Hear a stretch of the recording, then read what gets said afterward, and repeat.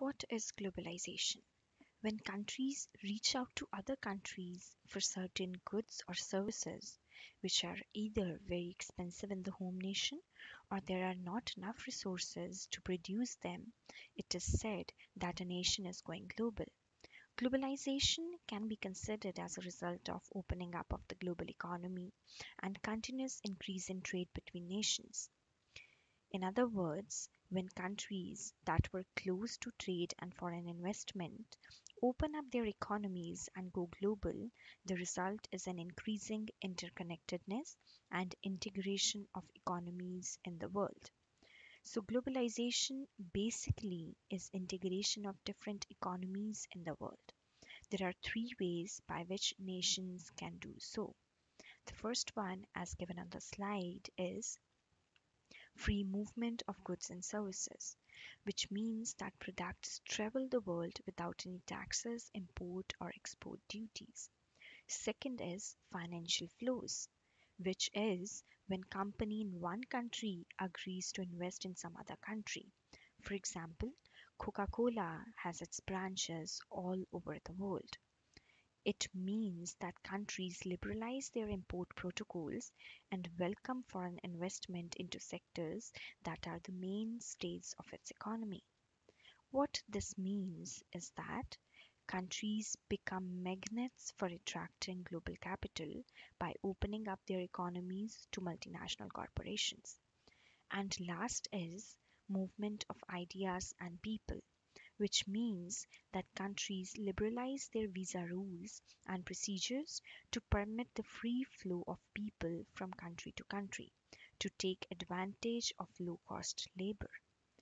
Most companies have their call centers in Asia. Why? Because the labor there is very cheap. The pay at which one employee would work here in Canada or US, companies can employ three people at the same cost. So countries find global integration very cost effective.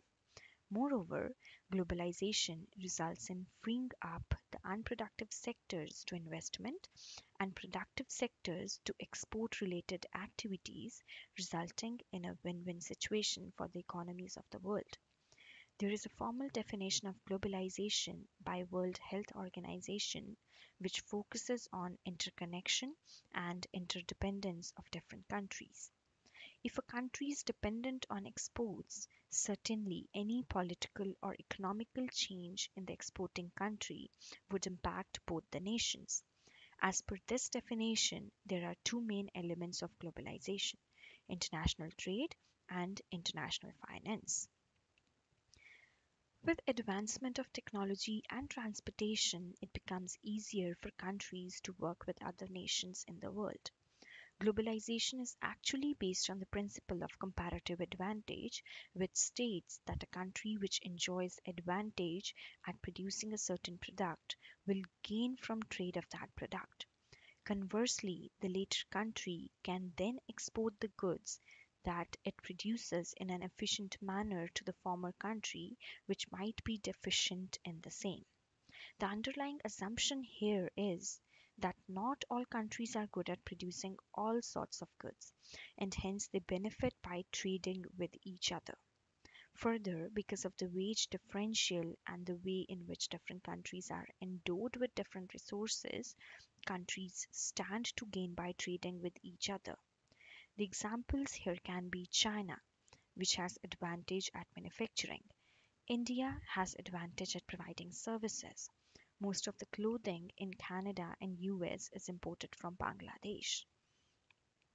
The integration of national markets through international trade and investment has had an enormous beneficial impact on the world. Based on capitalism and powered by advances in telecommunications, transportation, and finance, globalization has boosted competitiveness, productivity, innovation, and standard of living. Plus, it has enabled companies and individuals to establish relationships anywhere in the world. I have a video here to show you that will clarify more about what globalization is and how it impacts the nations.